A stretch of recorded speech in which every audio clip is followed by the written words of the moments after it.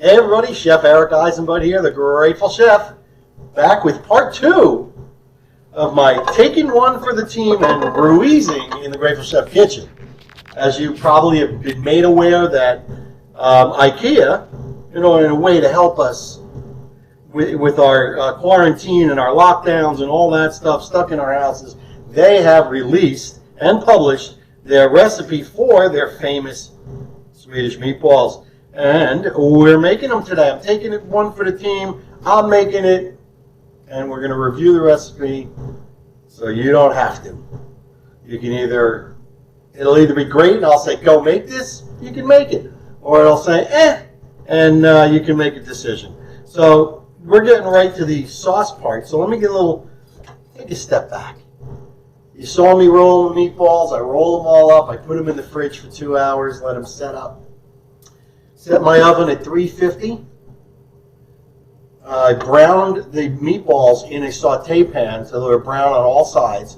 Once they were brown, I put them into a oven safe dish, and I put it in the oven 350. It's supposed to go for 30 minutes. We got about 10 minutes left of that. So we're live now. We're going to do the gravy, the famous gravy. So in this pan, my beautiful mise en pan, I am melting some butter. We are doing a classic roux, classic technique for thickening gravies, thickening sauces. Turn the heat up just a little bit. Equal parts fat and flour. The science behind it is that each flour molecule gets surrounded by fat, and when you incorporate that into a liquid, they all freely spread out and help thicken the sauce. Yes? Gary just said, hey, can we have that recipe after you make it better? Well, you never know. I mean, I was going to mess with it. Shallots instead of onions. Veal stock instead of vegetable and beef, although I did use chicken stock because that's all I had. So you never know. All right, so we've got our butter in here. And we also didn't have the lingonberry, so you substituted it with... Yes, we are using tayberry. Different than lingonberry. Lingonberry is like,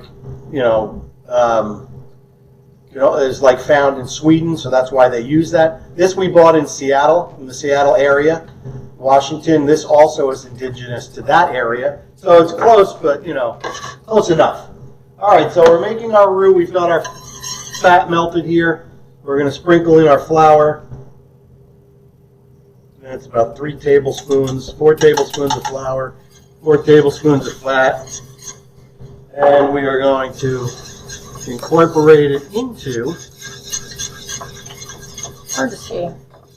Okay, is it too shiny? Yeah, it's very shiny. How's that? Much better.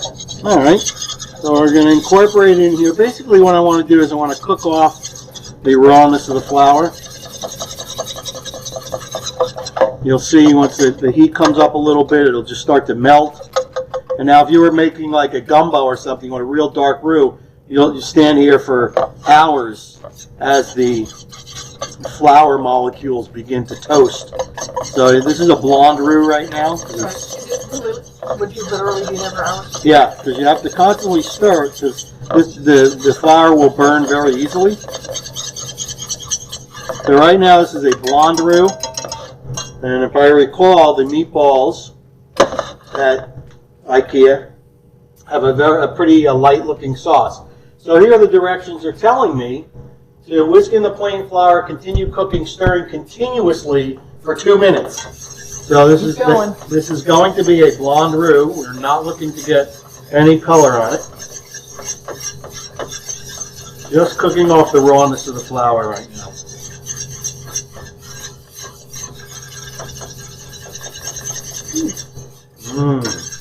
Smells really good in here. Yeah, the meatballs smell pretty awesome, I must say.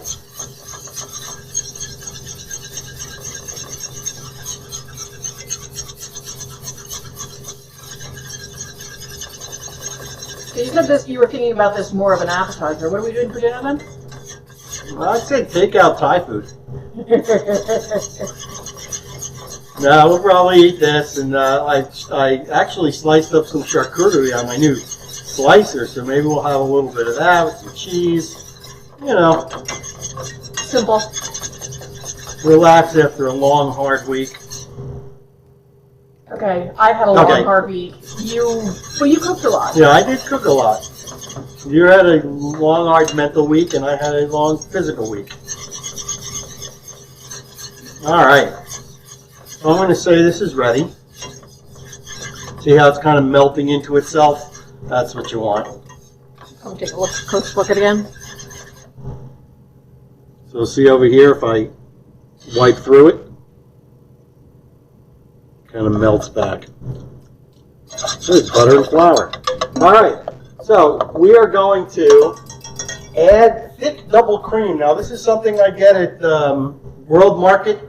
Let's see, what did I use it for last time? I think, I actually don't remember what I bought this for, but I bought 2 of them, as I often do. This is calling for 5 ounces. This is a 5.6 ounce. So this is almost like butter in and of itself. I'm going to use almost the whole thing. Interesting, because Kevin had mentioned earlier about using heavy cream. Yeah, and this actually makes up for it. Yeah, well, I had said if you don't have this double cream, you can actually use heavy cream. All right, I'm going to mix this in. This is going to melt, and see it is melting into a beautiful cream. And what's nice is that this is shelf stable. Yep. Unlike heavy cream. Exactly.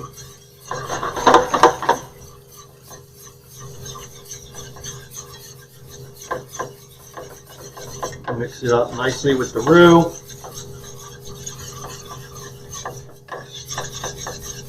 Now it's almost like a pastry, like a pastry cream. But it doesn't taste anything like pastry cream. No. So you can see how thick it's getting. All right. Thick, creamy. Okay, now I'm going to add our Dijon mustard. Hold on, I got to add the stock first. All right, let me add the stock first. I should have added the stock first. I misread. Hopefully, we'll be okay. So basically, I want to add a little bit just to make sure there's no lumps.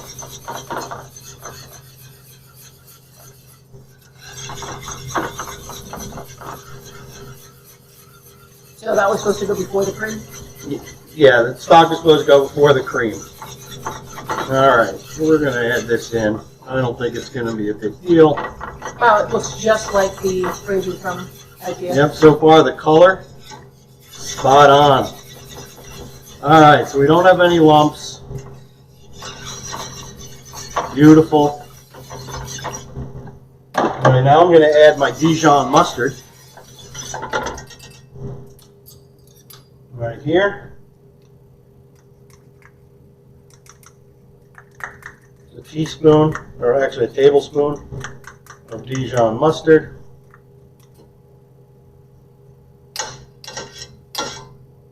Make sure you got it all.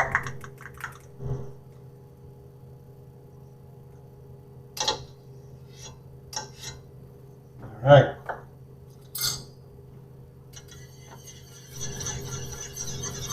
You're missing your mustard. It's all on side. Yeah, it's in there too. Okay. Smells good. When do you put the soy sauce in? It doesn't say.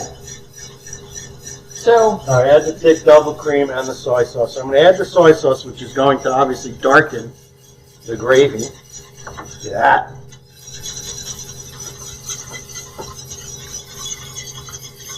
That's even better.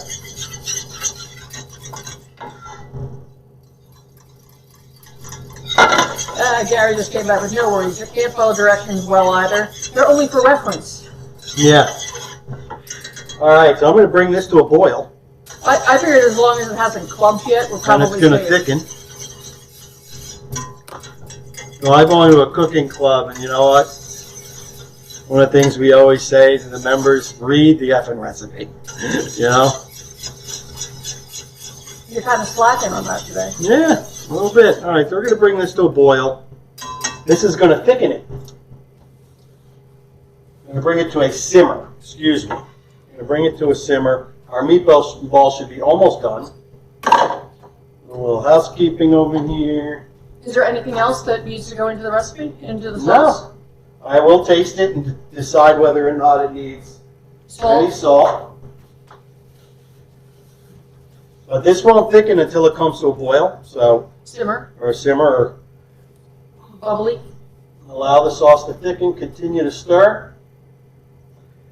And I'm going to take out the meatballs. Oh, I see some bubbles. Bubbles. We've got Chris Fife with us. Hey, Chris.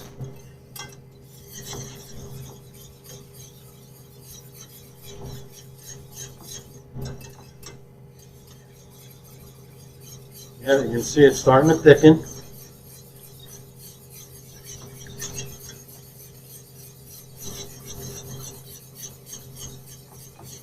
Beautiful.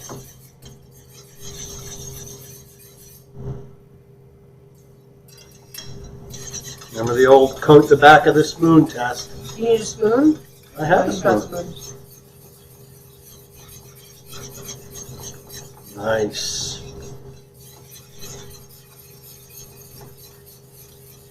I'm going to turn that down because now it's getting thick pretty quick.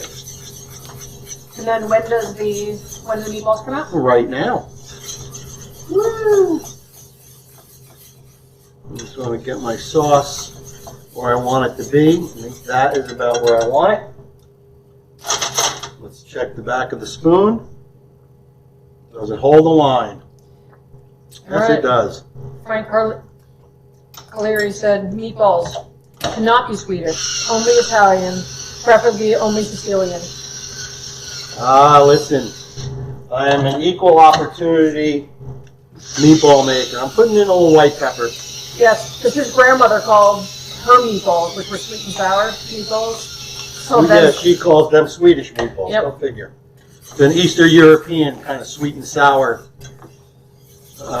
Yeah, she calls them Swedish meatballs. All right, so this is ready. How's that look, honey? Hey, that's nice thick sauce. Looks perfect. Beautiful. Looks like velvet. Yeah. All right. I want to stick my finger in there. You're not going in to get our meatballs, which again were fried in a little oil in the pan, then transferred to a oven safe. Put that in the picture. All right. Let's see. Ooh, they're hot. Woo! Wow, they smell good. We got an escapee. All right. Now, you know what I'm about to do, don't you? Taste. No. Pour. So yeah, taste. Does it have enough salt? For sure. Oh, here we go.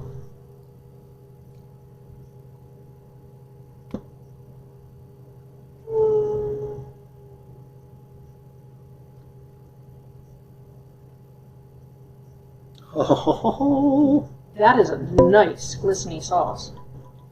get my spatula. We want to get every last drop. Oops, sorry guys. And Frank says, you know I love you, Mr. Eric. Oh, I do know that. That has been made evident. So rather than, these are like balls of meat rather than meatballs? Swedish balls of meat. Can they be called that? No. Not on live television. All right. All right. Going into the close Ooh, up. that's hot. Beautiful. Give it a little shake. Get that sauce well distributed. And here we go. We're going over to the... We're moving? We're moving back over here. We're going to plate. I thought you just eat out of the pan. Oh, we could. But I think I'm going to plate because this pan is really hot. Nice.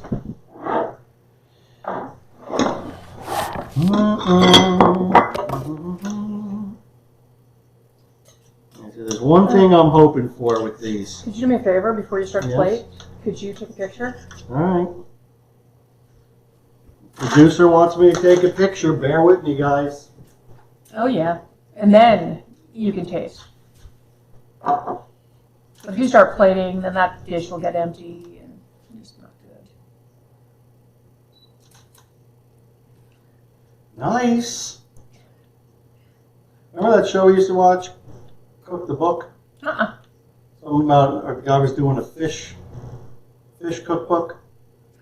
Fish the dish. Was it something we watched recently? Yeah. No. All right. See if I get one close up.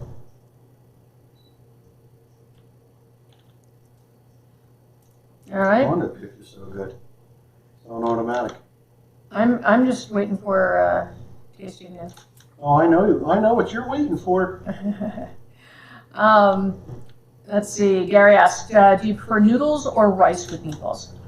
Well, these they say you could do them with potatoes or egg noodles. We're just going rogue. We're just doing meatballs. And to me, I like those egg noodles. But with the gravy, I would do egg noodles. Yeah. All right. The sauces. The consistency of the sauce is absolutely perfect.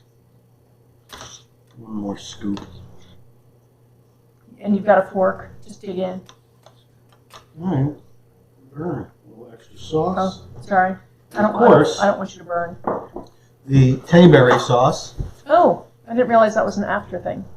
Yes. So that's the It's like accoutrement. it's like a condiment. Condiment. Nice little sweet sauce to counterbalance. Now I think their lingonberry sauce. You can actually see the lingonberries in there. Killer.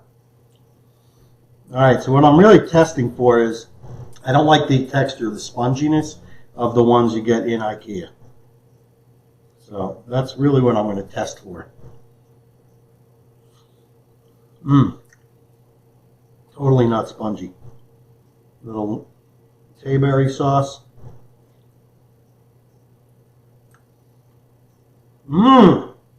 So, is this a... I like it. Eat this? This is a good, classic Swedish meatball recipe. How does it compare to the ones we had at IKEA a few months ago? Much better, if I do say so myself.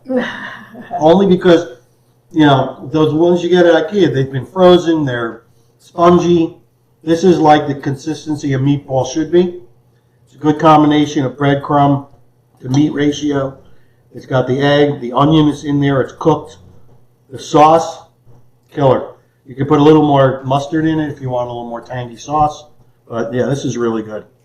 So far you've come up with one thing that you might do, so that was just really a little more mustard. Yeah. Anything else? And that's personal preference. Yeah. No, this is fantastic.